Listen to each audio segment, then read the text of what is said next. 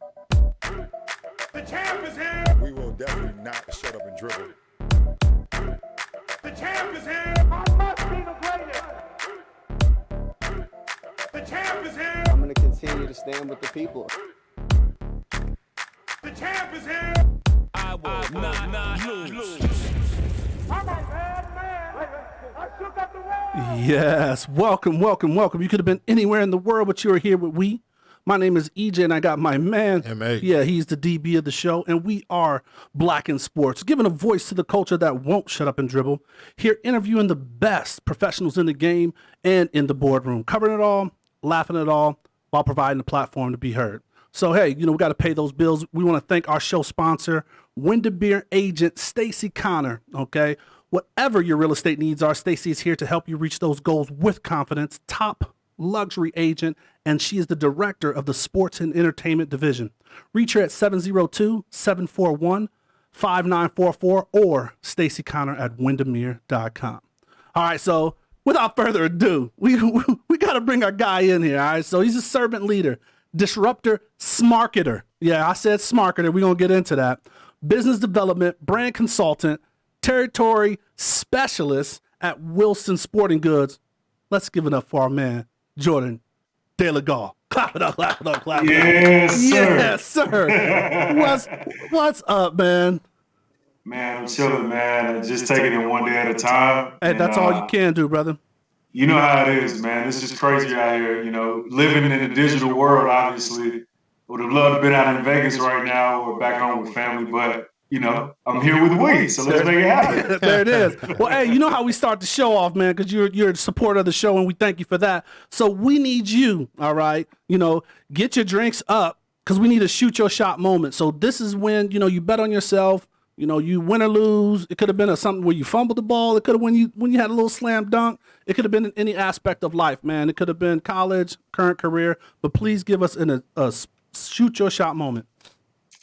Man, I feel like this is something that happens on a regular basis. I mean, if you go to, if we're going to take it back and be completely honest, think about it at the club, right? Going out and meeting women, I think guys, for the most part, is being the hunters and kind of that whole thing, you kind of have to, muster up the confidence and make sure you got the right drip on, make sure your breath is good, make sure you got the whole vibe, right? So, Facts. I would say, on a daily, weekly basis, non-COVID, you can find me shooting my shots, at your local library, okay, your local poetry reading, amongst sporting event as well too. So I do that for sure. And from a professional standpoint, 35 Ventures actually partnered up with Overtime and the boardroom, and actually had a nice little one-day symposium called the Young CEO Experience. And I shot my shot and had an interview with Kevin Durant directly, just like this. And who would have thunk in a million years, in this world, in the sports world, that we would go to a digital platform and you're a lot closer to your favorite athletes than you really think. So had a shoot my shot moment. They actually had a platform similar to this where you can hit a button and it says grab the mic.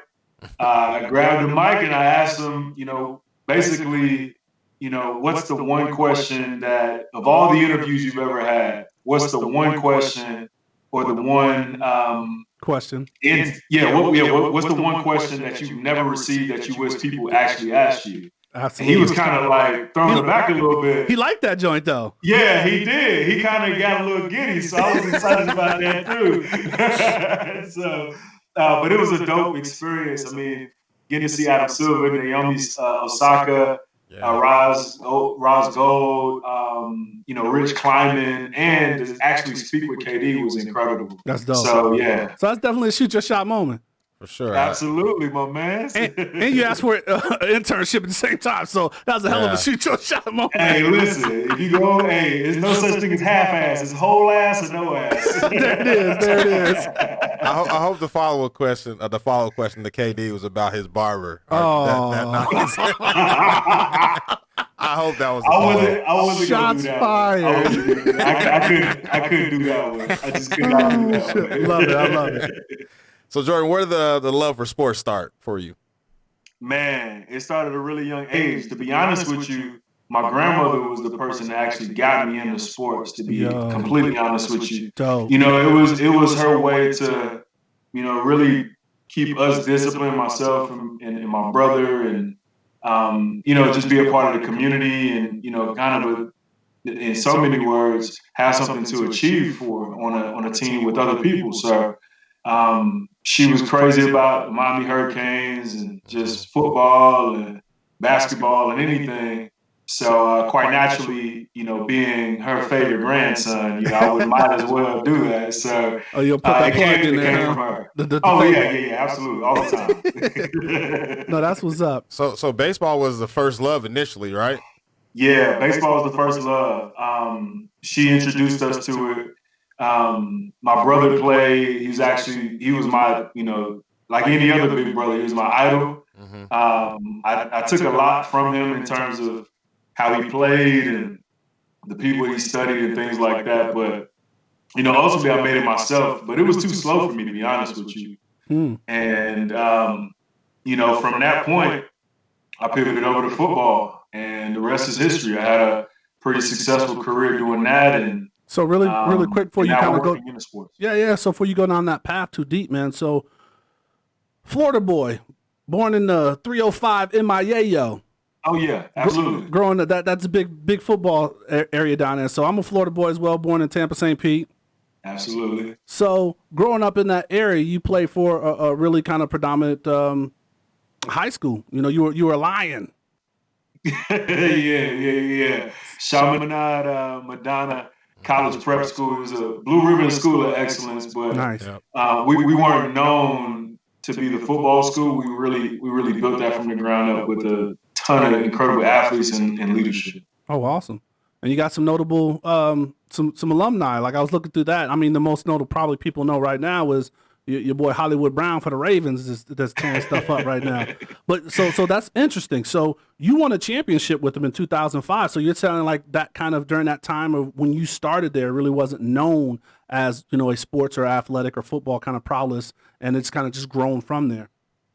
Yeah, the biggest part about that too is really the culture. Okay. And like most organizations that we work for and in sports, you talk about, you know, nobody's bigger than the team. Nobody's bigger than the shield at the NFL. Nobody's bigger than these different things. Right. And if you think about it, like a lot of that is instilled in the cultures, the people, the processes, the programs that you're involved in, how you get back to your community, how you build and develop players and leaders, not only in the community and on the field, but in life. So I would say my head coach, Mark Wandolo, was extremely pivotal in that. And really building a community around me that I didn't necessarily know that I needed. But, you know, through a little elbow grease and demerits and trying to figure out a way to demerits. You know, demerits, bro. The demerit life isn't it, bro. I will tell you that. But, you know, it's incredible to really, you know, really see how powerful and transformational sports can be. Yeah. And when you have the right influences, the right people playing, the right people that are coaching it and involved in it, it's tremendous how it can change people's lives. In fact, this changed my life for sure. Nice. A state championship in Florida. I know EJ touched on it. That's a unique championship. That's like a championship in Texas. That's like a championship in another level. Alabama, Georgia. Like that's a unique level of championship, you know, for high school sports. So how was it winning the state championship in a state like Florida? Bro, it was incredible. So my senior year, it was right around the time it was the end of Katrina.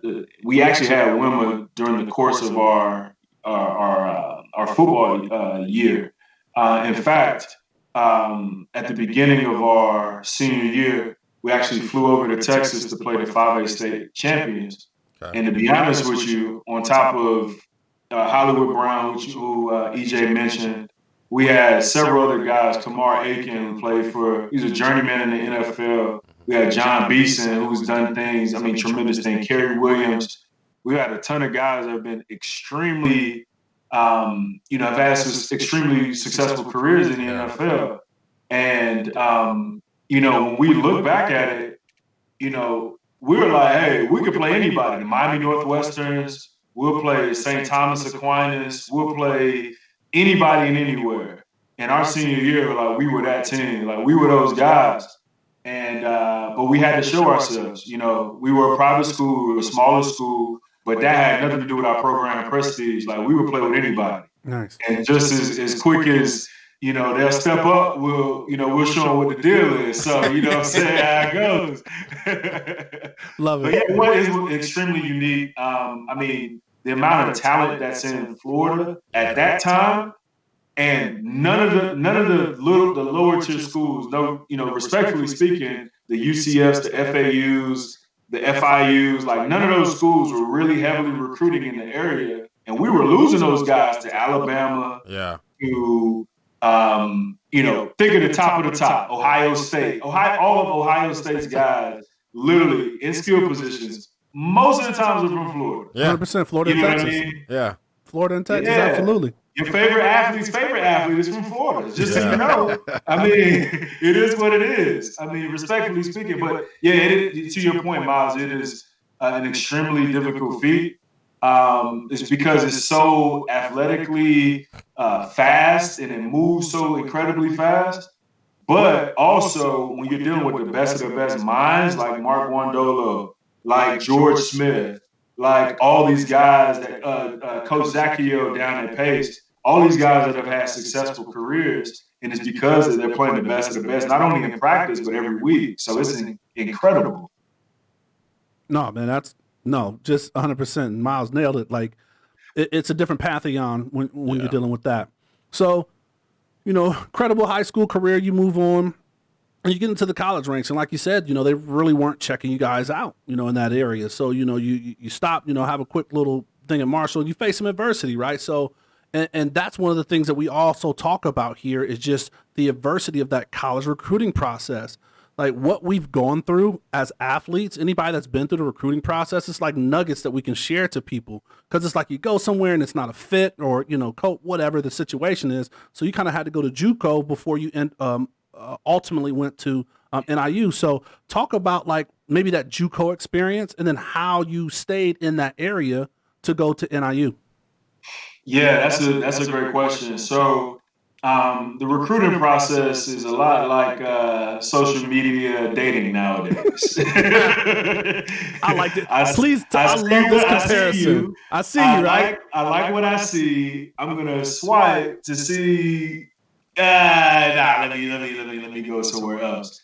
But I think my point being is that it's an extremely challenging time, not only emotionally, definitely financially, and then just physically. Like, especially if I know a lot of guys that I know personally have gone to schools in different places.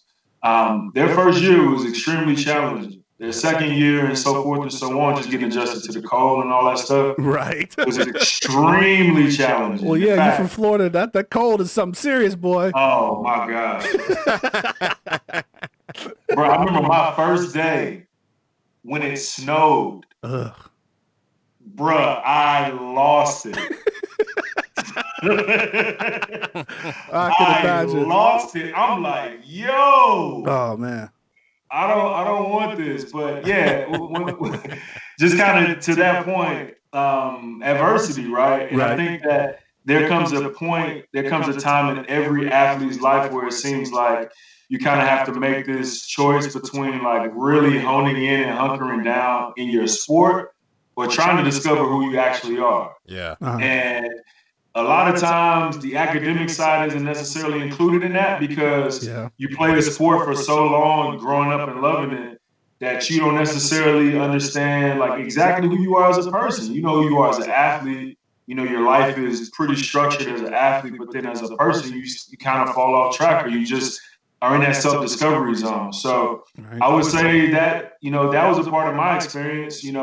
Coaches move on, just like people move on. People change. You grow. You evolve.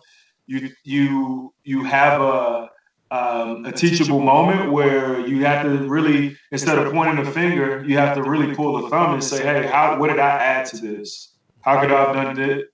How can I have done things differently to think or behave differently? No, and I think at that point, I knew that, I needed to grow up. I needed to take a pause, really, try to develop the love of the game again.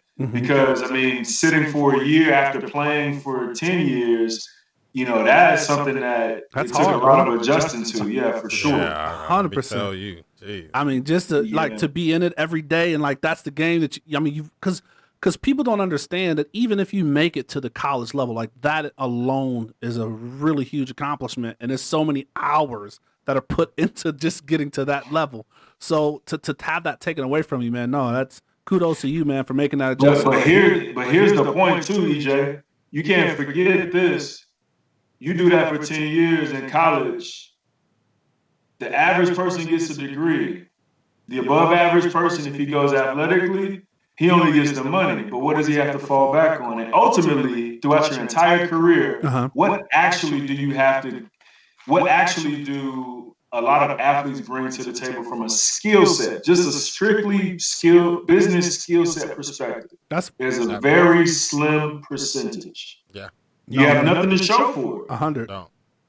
So, it's interesting because in most times in the business, just to translate it to a business sense, 15 years at an organization, you're senior leadership, president, you build your resume, but as an athlete, you really don't have too much anything. Man, that's super fast. And that's why it's so tough, like when they lead the game. So we could definitely get into that too in a minute. For sure. So, continued success, right? So, won a state championship, battled adversity, starting up, but then you found a home, man. So, you're at NIU, man. You guys did some great things. So with that, you kind of had like a capstone moment, right? Where you're playing a bowl game in a home where someone else played a really big game. So talk to us a little bit about that as much as you want. And just, I'm sure but I think it's around that number 47. Yeah. So, man, towards the end of, my career, and as it was slowing down, our senior year class ended up having being one of the most successful and winningest senior classes in NIU history. So that was incredible. And we ended it off at in Mobile at the GoDaddy Bowl, which was incredible. We have a lot of family roots there. We definitely have, a lot of just historical, touch points in terms of a lot of the people that we, directly are related to or extended, right. Kind of extended family. Mm-hmm. But I think for us, probably more of that capstone moment happened after I graduated when NIU actually played in the Orange Bowl. Yep. And I was down there to witness it and be a part of everything there. Really, embrace Miami, actually, me leaving home and then eventually seeing them play at home. That was an incredible moment in terms of being able to have that full circle moment. And, and even being involved with NIU today and doing everything that I do to sit on the board of our student athlete support group, as well as, serving as an advisor on that and just a peer mentor to a lot of the guys that are out there now. So, as much as I can do to, give back to my brothers that have, either come from Florida and gone to different places and gone to NIU, or guys that are at NIU, I'm always a resource. And kind of to your point of earlier of being a servant leader, I do as much as I can to, give back in any way that I can. Awesome. So yeah, for sure. I like to think I'm a coach still. Like I like to take a look at the tape. So I had to YouTube. I had to do some research. Saw a couple of your clips on there. So I want you to kind of describe your game to the audience. Okay. So when I played, I was more of a tweener, which, that's what the MAC is really known for, is just kind of a guy that can play two positions or multiple positions. You're like a hybrid right now between Miles and myself. Like Miles was a DB, and I played defensive end linebacker. So you're like a hybrid of both of us right there. Exactly. Now y'all got me on the looks and everything like that. See this? Y'all got me again. on that. Yeah, I'm just, you like my lighting? You like the lighting I got going on? But my role was essentially to play both, right? So even with doing that and kind of going to the next level, I really had to understand what my leverage was. So on the field, I played as a mixture of Sean Taylor's just big playability. I had a mixture of like Ray Lewis's passion and his energy and just like leadership. And then when it came to like making plays and like ball hawking through the game, I was like a mixture of Peyton Manning and Ed Reed, bro. Stir that gumbo up. To me, that's what I felt like I played like. There it is. Yeah, but Miles, I did have a ton of opportunities. Can you verify that on the film? Miles, you got to look at the film. No, I liked it. I like what I saw. Because, I mean, I'm not going to get too technical, but the league now, as you know, is kind of that position, right? You got the Buda Bakers of the world kind of do everything, right? So, I think your game kind of fit right into how you were describing it. It's funny when we all describe, we go Peyton Manning, we go to Sean Taylor's. We never go, the Terrence Newman or something. And I love no T. shade to Terrence. Yeah, man. I think it's for me, I really adjusted to really what my teammates needed as well. So I was heavily in the special team side of things. So, not only did they get you to jump the line for the pregame meal, but it also got you more opportunities to get on film and really put your best foot out there. I mean, to be honest with you, there's guys that are multimillionaires literally as, special team specialists. Mm-hmm. And I think that's everyone wants the big play, the big catch, or the big tackle. It's like those guys make a living too. So I kind of did my thing on the specialist side of things too, like the big hits, big blocks, recovered fumbles or even blocked punts. In fact, I blocked a couple in the game. Actually blocked two in a game against Ball State my junior year. One, Jimmy Ward, who now plays for the Niners, scooped and scored it. And the second one that I blocked, I actually selfishly grabbed it and just laid there because I don't want nobody else to grab it. I'm like, no, you already got yours. Right, I need that recovery, right? You got to scoop and score those. I was trying to. I was like, what's crazy, Miles? I got there before he kicked it, so he like kicked me in my chest. Stomach. I literally like grabbed it right off his foot and he kicked me in the chest. I'm like, oh. Yeah. I had a similar story. I missed the next game though because I got kicked in the stomach a little bit. So I had a similar story in high school about that. You had to fold on that one. Man, it hurt, bro. All right, man. So let's get into the game, man. So we want to talk about your career, man. Just a little bit about your past, but we really want to get in what you're doing, Wilson, because there's a lot of great stuff with that. But so starting off, no. I want to touch before we get into your career. You had a little. I didn't know you had some on-air aspirations, man. Please touch on it. We got to touch before we get into the career. We got to touch on it. We got to touch on the on-air aspirations. What happened, man? Let's go. So in my mind, as a college athlete, I'm already dedicated to football. I'm already trying to map out my career. I'm gonna do this, and me and Holly Berry gonna have our kids, and we're gonna do the whole nine. And then eventually I was going to retire. Okay. and be a color analyst. So I actually have a concentration in broadcast journalism. And I've done video work. I've done radio work. I actually went to Miami Media School and pursued a career in sports broadcasting. Yep.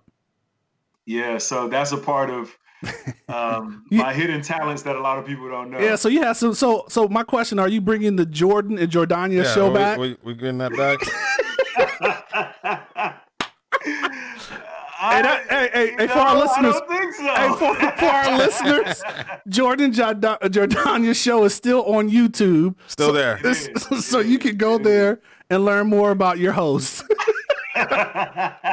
So Jordana, she's actually a flight attendant now, but we went to high school together. That's what's up. And really, really good friends. And her brother was a little older than I was. He was just older than I was, and then I was just younger than he was, but just older than Jordana was. But we were all heavily involved in sports in the whole nine, and shared a love for sports broadcasting. So we were like, hey, we got the same name. Let's figure out content and try to roll with it. So yeah, that's what I tried to do. And then I actually had a short stint with the Youth Sports Network, called Generation Next, and it covered all of the youth sports across the country. But our headquarters was out of Miami. So I was covering a lot of the guys that are actually playing in the NFL right now, or in college about to go to the NFL. And it's so crazy to even see them now from where they were back then, because they were killing it before, and now they're just doing it even better. Right. That's awesome. All right, so now let's get into the kind of career. Just had to ask that, man. We saw that. I'm glad you asked that because I was about to. Absolutely. You have to hit that, right? And then just knowing Jay, man, that fits so perfectly. So maybe that's going to come back maybe at a later date. All right, let's do it. So starting your career, you've done a lot of amazing things. Now, when I was like looking at some of the things, you were with some companies that like aren't your top, companies that everybody know, like they're not household names. But what you did have is the brands that you worked with, the superior household names. So you worked with like Nike, Vitamin Water, ESPN, Jordan, Starbucks, like Gatorade. Like you worked with some, and like not only with one company, like when you went to the next company, like you took that brand with you. So tell me what was it like, working with maybe those smaller brands, smaller companies, but those amazing brands, and what you gathered from those experiences. Man, that's a great question. One, what I've gathered is, being a man of faith is so humbling to understand that there's no one way to be a successful person. Right. And as long as you treat people right and bust your ass and do as much as you can to put your best foot forward and to represent yourself and your family in the best way and help others, serve others, then things will work out for you.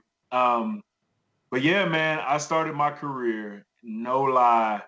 The high school that I told you about, the company, actually the game that I went to my senior year of high school, the company, the marketing agency that actually took us to Texas to play. Mm-hmm. The owners of that company actually ended up being my mentors. Wow. All off of a humbug, just off of elevator conversation of, hey, I've never been here before. This is tremendous. I've never been down the street, let alone to Texas. Thank you. And that moment resonated with them. And their names are Dave and Lisa Stevenson. And I call them my Dallas Angels because they lived in Dallas, Texas. But they've just been so instrumental just in my entire career. So I started off on his side managing smaller activations for a lot of those brands that you spoke of, State Farm, Nike, Nike football, and some other clients where we were helping them strategically build out experiential marketing programs to help them sell more products. So sports marketing in a really non-traditional way. So if you think of going to UNLV, right? Mm-hmm. And you walk up with a family and you got those people that are out there, hey, you want to sign up to win a free iPad, blah, blah, blah. Yeah, I was one of those guys. So I was managing that for them and doing that at Jerry's World in Texas. Wow. And I had an aha moment. Mm-hmm. At this time, I was still pursuing the NFL. I had a few workouts with some teams. I had an incredible training group working with me at Michael Johnson Performance. So I was in tip-top shape, and I'm doing all these activations, and it doesn't really make much sense to me. And then it just all of a sudden clicked while I'm there hosting this activation on behalf of State Farm, helping them generate leads in business. Mm-hmm. And I'm like, man, I'm busting my tail night in and night out, going to training sessions, having 5 jobs, not even, eating right or sleeping is not enough to be the person on the field. And nobody's paying attention to the game. Wow. Okay. I'm like, What's yo, what am I trying to do? So, and then I just thought about all the money that was being made at the game. We were getting paid there. Think about concessions. Think about souvenirs, the licensing side, the gift shop. Think about the parking garage, the parking people pedaling. I'm like, everyone else is making money. And I'm holding on to $1 in a dream, trying to be the person on the field that's not even getting paid attention to. I need to pivot. I need to figure out what's next for me. So after long talks with a few of my mentors, Dave and Lisa included, started to refine my resume. Like I really was like, hey, what do I want to be and how do I get there? Right. So I started researching guys like Maverick Carter, researching Steve Stout, a lot of the guys that were cool looking and they gave really dope interviews. Right. Yeah. So I'm like, man, I feel like this is the first non-button-up person that I could actually see myself being. Nice. In a corporate world. And I still try to bring that same energy because I feel like you can't fake authenticity. Facts. You can't do all that stuff. So Super facts. had a long talk with him. In short, I've been blessed to really, my mentors knew one of the guys that worked at the agency that helped do things for Gatorade to help activate their brand. Okay. End up getting a meeting there, connected the dots there, worked there for a bit of time, got really close with, did some really great work with Gatorade for Gatorade on behalf of their youth formative experience. So I met a ton of great people there, ton of great connections there as well too. Literally graduated out of that company as well, aka and it was kind of like a on to the next. It was a moment where kind of where you kept just stepping I was literally up, right? being thrusted into these opportunities, like not seeking them, but they were seeking me. And it's because I was working really hard. I was being very diligent, serving people and leading people and just literally doing what I needed to do to execute. So, I was on the agency side for the Gatorade piece and then ended up going to another agency, which ended up being where I started doing Jordan work. Mm-hmm. And I'm like, even in the interview process, I'm like, yeah, so, do you mind kind of sharing insight on, who's the client? They're like, yeah, Jordan. I'm like, yes. So would you mind letting me know who the actual client is? They're like, Jordan, Jumpman. And I'm like, that's crazy. That's amazing. Incredible. So yeah, and to be honest with you, I mean, a lot of folks don't know, and I actually had a conversation a few weeks ago with some aspiring young professionals that are, college students right now. I said, hey, look into agencies because to be completely honest, this is my first time on the brand side working actually with Wilson, but every other role that I've had has been on the agency side where they take a brunt of the work, if we're being completely honest, right? Yeah. Mm-hmm. And they're being able to execute these things a lot more strategically with different resources where, brands can't. So that's what I've had along my career. I've, like I said, bust my chops, been extremely diligent and have been able to serve and lead and be connected to other opportunities, which ultimately led to this one. That's dope, man.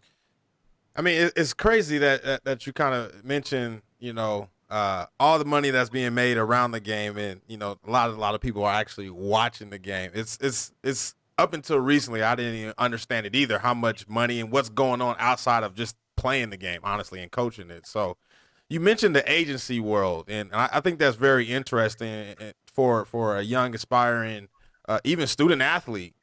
Because to your point, they have a lot of association with a lot of major brands. So what is the kind of the strategy into getting into that world?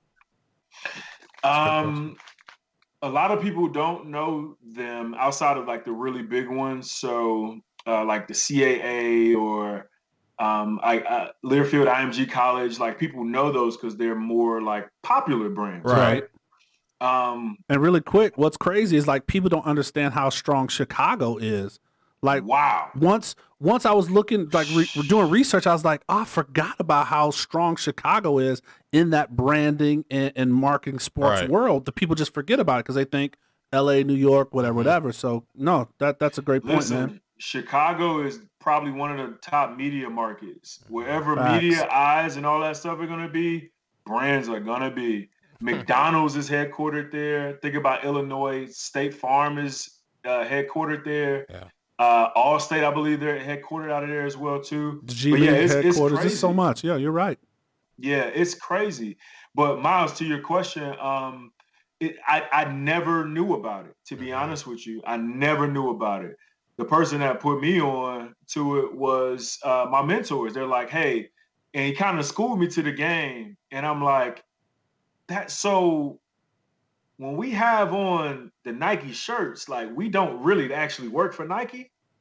And they're like, no, they're the client of ours. So there's going to be actually people that are there on behalf of Nike. There's probably going to be a couple. All right. And you have brand ambassadors that they hire who we actually hire on behalf of them to look and feel like the brand, to give that brand experience.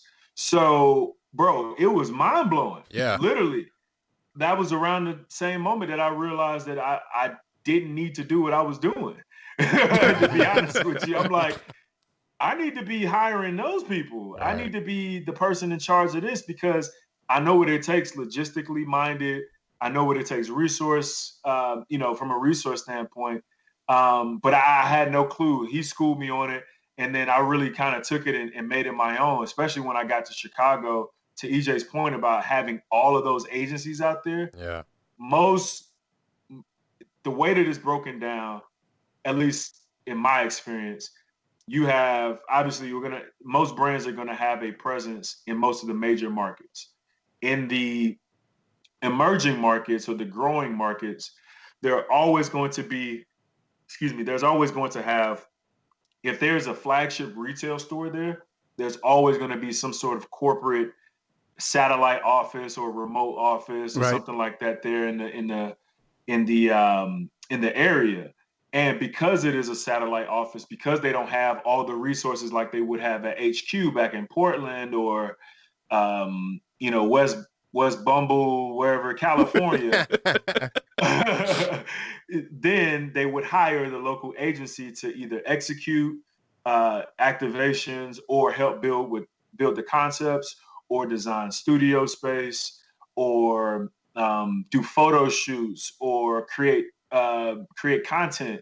So again, as brands are trying to stay relevant and more on top of the times and the trends, they have to hire these people because they're the pulse of what the market is and where it's going.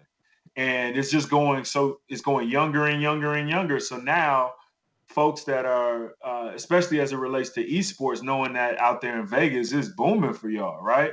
I mean, to even be able to have somebody that even knows and is a subject matter expert on esports, you have to outsource that. There's not enough time or resources or cash to, frankly, put it on. Right. So you need those guys. No, man, that's absolutely on point. Well, hey, just so we can kind of, because, time flies when we're having fun, want to talk about, Wilson.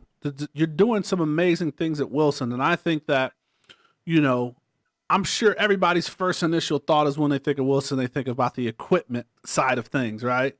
Oh, I do. Hands down, right? Basketball. I think of that basketball, right? Like that, maybe the first Wilson football you had or something like that. My J. Balling. Balling. My J is sweet in the Wilson. Did y'all see the form? Showing that form one more time. Did you see the form? Yeah, my J is sweet in the Wilson. I don't know about that. You gotta leave it though. You gotta leave it. So give us, man, just kind of like maybe a minute or so. Just tell us about what the amazing things. Well, tell us about what you do. Elevator style, 15 seconds, but then some of the amazing things that you're doing at Wilson. Absolutely. So I'm a territory specialist out of the Southeast. I'm headquartered in Atlanta, but I service and create partnerships with youth organizations, tournaments, travel ball clubs and teams across football, basketball, volleyball, and soccer. Dope. And I sell product. So there it is. I create partnerships and sell product. That's where you can find me. Awesome. And then go ahead. And then from I was going to say, and from to your earlier point about doing some amazing things, I was, I think at the onset of everything that's happened with George Floyd's murder and not even just that, with just the social climate, the signs of the times and everything that's been going on. Our company, Wilson, is really dedicated to, figuring out what that change looks like for us and creating a word of influence and how we can change within our little world of Wilson and within those walls. And I'm fortunate enough to serve as a chair of our diversity, equity, and inclusion task force. That's big. And clap for that, man. That's big time, bro. I appreciate that, man. I'm creating, with a team of 40 plus other teammates, we're creating a roadmap of what change looks like from a equity, diversity, justice, and inclusion standpoint. We're creating a roadmap and impacting our people and our processes and creating programs to help transform as an organization. So we're doing it from within. It's a labor of love. And I would say that it's a very timely thing that I think absolutely like right on time. Incredible. And I would say that we're done with one-offs. We need to create bridges and not barriers for people to create opportunity for themselves. And I think that Wilson is committed to that change. And I'm fortunate enough to be surrounded with some awesome teammates and leadership that supports that. And we all have our oars in the water trying to do it all the right way. Man, that's fantastic. And I'm excited because you mentioned one of your keywords that you're going to get into once we get into the winner's circle. So we're almost there, but you talked about building those bridges. And any way we can help in Black in Sports, man, to kind of like push that agenda, messages that you have, man, we just want to help circulate that message and just connect you with we have some tempos in youth sports around here and just, with some people we've had on our show. So please keep us in the loop of how we can support, because that's really what this is all about. Yeah, likewise, man. If I can help you guys with products across any of those sports and just Wilson in large, I mean, I would love to figure out a way that we could do something together as well. Because, it's not a them, their, or that problem. The things that we're dealing with right now, it's an our problem. So we need to take it personal and figure out ways that we can create that change and take that flag and make it make sense. Love it, man. All right, man. So we're going to jump into these quick hits, man. Miles is going to hit you with some rapid fire, man. But before we get into that, man, we're going to pay some more bills. Quick hits are sponsored by Thick Fit Meal Prep. When it comes to healthy, it starts in the kitchen. Thick Fit Meal Prep is here to help you along that journey. They provide healthy, delicious meals that are easy on the go. They have this really large kitchen out there that, they keep clean for you. And it's really to fit everyone's lifestyle. Call them at 702-850-3388 or Instagram at Thick Fit Meal Prep. Use that hashtag Black and get a free additional meal on us. All right, Miles, what you got? Jordan, first time if ever you're starstruck. Michael Jordan. Shit. That's right. Next. top five. Michael Jordan. Actually, another one was Dennis Rodman. Listen, I've partied with Dennis, and this is... Hold on. Oh, yeah. Okay, nope. Pause. Yeah. Go. Wow, that should be your shoot. You should go. Partied with Dennis Rodman 4 times. 4 times. And you still got a liver? Yeah, the stamina. Shit.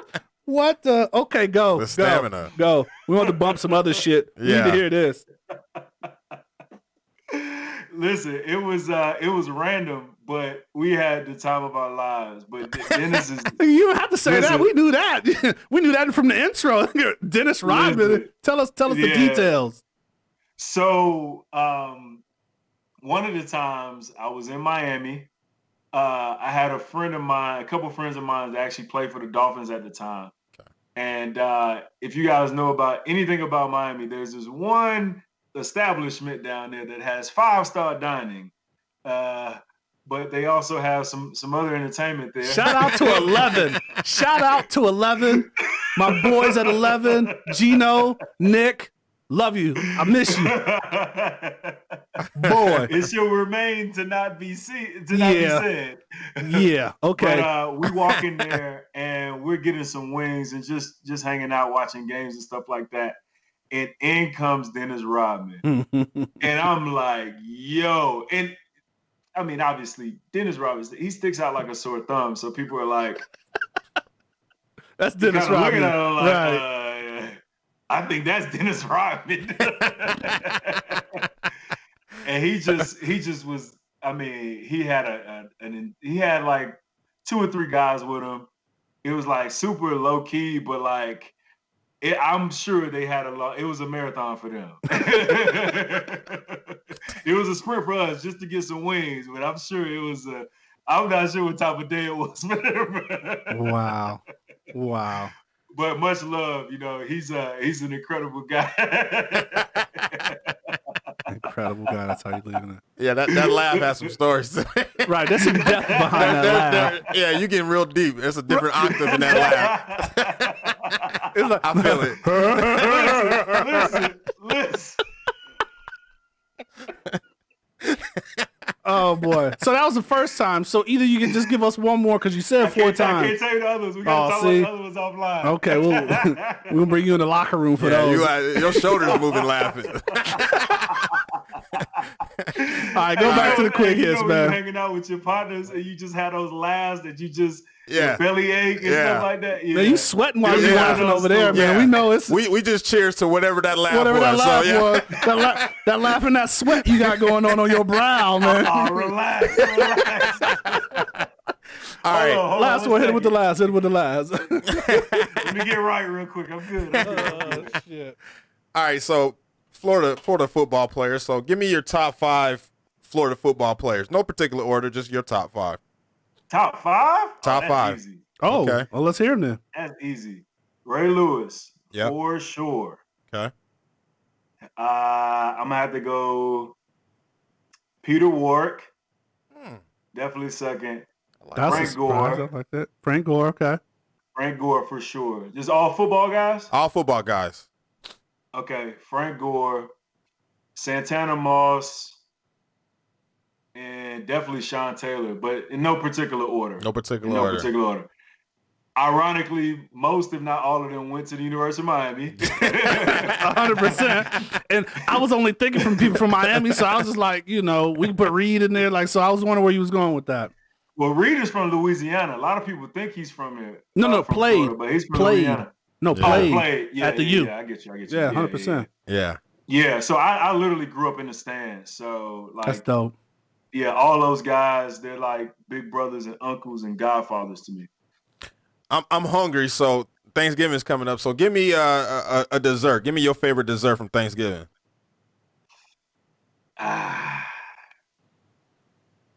You gotta have the patty pie, the sweet potato. I got to. And I don't know what the other pie is. I don't even know what that is. Either the sweet potato or the red velvet. My Aunt Ronnie. Oh. She makes. Listen, I'm gonna plug Aunt Ronnie right now. Dude, that Aunt Ronnie's. Hands. That's a good come up. I wasn't thinking of that. Mm-hmm. Aunt Ronnie's hands. Blessed. Dipped. Anointed. Well. Listen, she's a mad scientist. There it is.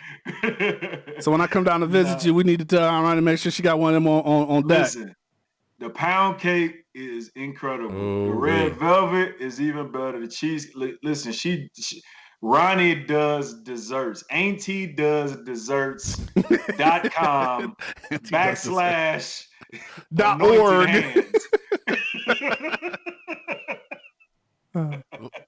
And God, I'm hungry. My last one. I know you spent a little time in Indy, so Broad Ripple or downtown?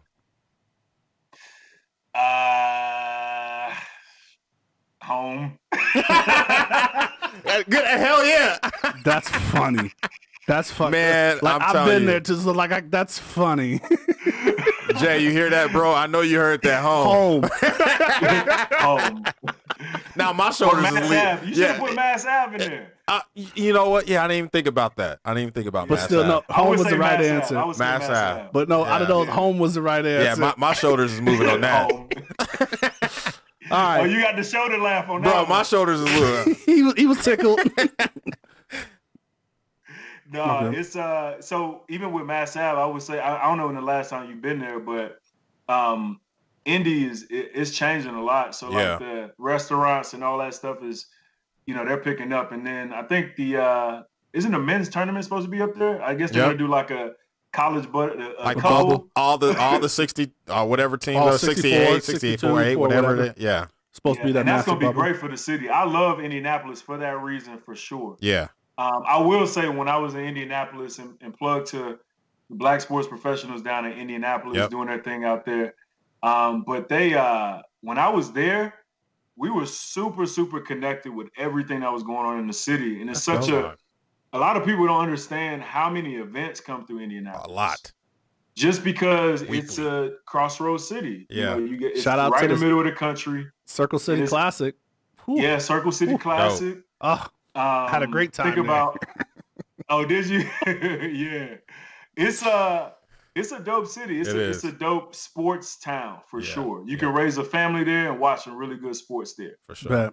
All right, man. Absolutely. Let's jump into it, man. We got to keep it moving, man. We want to cover. You got a lot, man. So we're gonna bring you inside the winner's circle. All right. So the winner's circle is sponsored by Nevada Grow. They're providing the right data, making the right decisions, facilitating the right connections.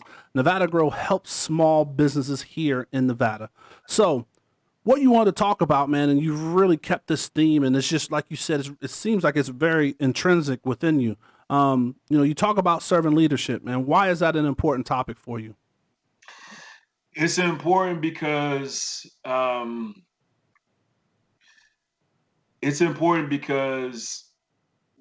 we're born alone, we're gonna die alone, but we don't have to do life alone.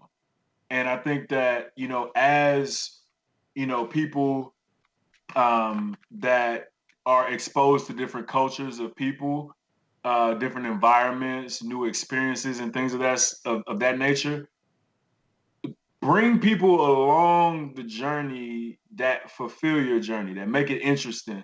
And I think that, and naturally being a man of faith, I think that's, is rooted in the golden rule: do unto others as they would have to do unto you. Right. Yeah. And I think that a combination of just my passion with service and community service, my passion for team, my passion for just being a good person, is something that, if I can do that, every single day, and just bring someone along, my experience to change their trajectory of their life, Right. Then that's a blessing to me. It's a blessing to be a blessing to somebody else in my eyes. Love it. A lot of leadership is divine a lot of different ways, right? But what really sticks out to me, what you're saying, is servant leadership. So what in your, I guess, upbringing or just in your natural self allows you to be that? And you mentioned your faith, so I'm sure there's some rooted there, but to be a servant leader, why is that the leadership for you? Yeah, because I think that's the most authentic that I can be. And I'm still learning about, myself. I'm evolving every day. We're all evolving every single day. Yep. And I think that there's your experiences ultimately shape your perspective. And I think that, with my family, I come from a blue collar family, never been given anything, earned every single thing. We've experienced adversity, excuse me, whatever that word is. I experienced a lot of that throughout our lives. And I would say that the thing that, even though adversity made us feel a certain type of way and made us shook us to the core, ultimately it brought us together. And when we looked out for each other, that's when we were able to really build something greater for us as a unit. And that's how I was taught. I'm from Miami. My grandmother has Southern roots. I was raised by my grandmother and uncle in a village of church folk. So that's where I come from. Takes a That's village. who I'm going to be at the core of me. Yeah. I hope to set that same example for not only my daughter and my future, rest of my family, hopefully. I'm trying to pass that down to show that, that is important, right, and to be that type of person as well. Awesome, man. So you kind of spoke on that, and that was one of my questions for you. As a girl dad, two-part questions, because MH is a girl dad. So you're a little further along the thing. So maybe you can hand out some wisdom, please. But how was it for you? Because I saw, I'll speak for myself, just the pictures of the little black girls that are sitting in front of the TV. When our Madam VP Kamala Harris was, the new or the next, VP coming in. What was that kind of feeling for you, or anything that you experienced during that time? Man, that experience and what I felt was, I was inspired. I'm very inspired. Unfortunately, 2020 took one of the biggest sports icons ever, and I actually got a cut today in his memory. Kobe Bryant got the 0.5 today. But, the 0.5. But no, seriously, I think he was the villain at one point. Yes. Nobody liked him. No. But he played to that. And I think that was his niche, right? We built the Mamba mentality. And I didn't like Kobe Bryant for a long time. I respected him. Right. I didn't admire him. I didn't do all that stuff. MJ was my guy. LeBron's my guy. Like I'm all in on them. But Kobe he turned the corner for me a little bit later. And as a girl dad, and kind of tying it all back, I seen towards the end of his career, he started to give back to the game a lot more. He started taking younger guys under his wings. He learned from his mistakes. Men's and women's. He was giving advice. He was bringing people closer to him. Yes. And I'm like, he wasn't doing this before. Yeah. He's changed. Right. And then even with his kids, bringing them on the court, being an advocate for the WNBA, taking his daughter any and everywhere. And it's so inspiring to me. So then fast forward to when I had my daughter, Lila. Man, I remember that day like it was yesterday. In fact, her birthday's on Saturday, and this is the first year I'm not going to be able to be there with her, unfortunately, because of COVID. But like, I take that as she's the best gift, the best project that I've ever worked on. And it's just incredibly important because, as a girl dad, you really look into the eyes of this little human being that you created, and it doesn't matter how long work is. It doesn't matter how tired you are. It doesn't matter any of that stuff. As soon as you walk into the door, they love you. It's all about you. Y'all see and I've never experienced that love in my entire life. That's man. What's up. That's what's up. I'm not going to go too much further because I don't want to tear up on here. But I mean, to be honest with you, man, she's probably taught me more about myself than I've ever learned. Damn. Just about being more patient, kind, just being more thoughtful in the way that I do things, and really thinking like, how would she take that if somebody else was saying that to her instead of her dad? So I try to build on all those things and root it all in servant leadership and faith. You've seen sports from a lot of different angles, playing it, obviously in the marketing world, even selling some products and things, and you've seen at the grassroots level. So what is the future of sports in your opinion? Digital, absolutely digital. This new normal, and it's weird to me because I feel like some brands have traditionally done the exact same thing. Excuse me. They've done, traditional signage, right? Yeah. In-venue signage. There hasn't been a lot of experiences that have really push the envelope. Like, where's 3D? Like, where's AR? Why aren't we living in that right now? Like, we should be so much further along. Right. And especially when COVID hit, a lot of brands were exposed. Cannot lie to you. A lot of people were exposed. They had no programming. Right. They had no content. They all they had was a big open building. And I think, we lost a lot of our luster, as an industry. Yeah. We're extremely reactive. We got the Twitches that have been doing this for a while. So it's like, COVID, hold my beer. Like, we're still playing. We got this. So we got this. We good. We got internet. We good. We've been doing COVID. No, got that, so, man. I would say the next thing is all digital. It's thumb-stopping content. Mm-hmm. It's incredible access. It's behind the scenes. It's how you make the bacon, right? It's how you... It's the VIP of the VIP. No, that's a is point. What's next. It's the behind the scenes, unedited, raw content. That's the stuff that people want to see, and there's literally no cap on that at all. Wow. All right, man. So we gotta blaze through this, man, if you can.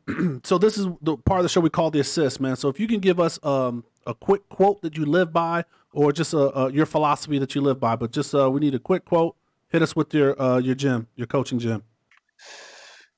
You can do all things through Christ that strengthens you. I love it, man. Everything. Philippians 4. Philippians 4:13. You know it. There it is. Well, listen, man, like we always say, man, time flies when you're having fun, man. We appreciate you for stepping out. Thank you for, everything you do about servant leadership. Like you said, man, you've helped with BSP, whether it's been, in different areas. And I know you're helping the BSP in Atlanta. We're working on getting our BSP here. What you've done, we're both BDSE alumni. So shout out to the BDSE. We saw that you spoke there, man. So continue on that servant leadership. And thank you for being on tonight with us, man.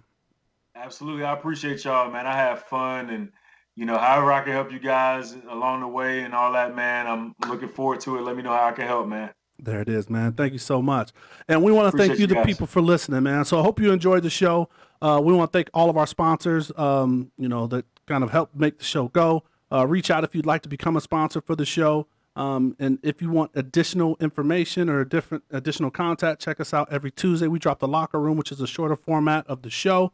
And you can find us wherever you listen to podcasts, Black in Sports. So please stay safe, practice gratitude, and know we're rooting for you. Screaming, all us blacks got is sports and entertainment until we even.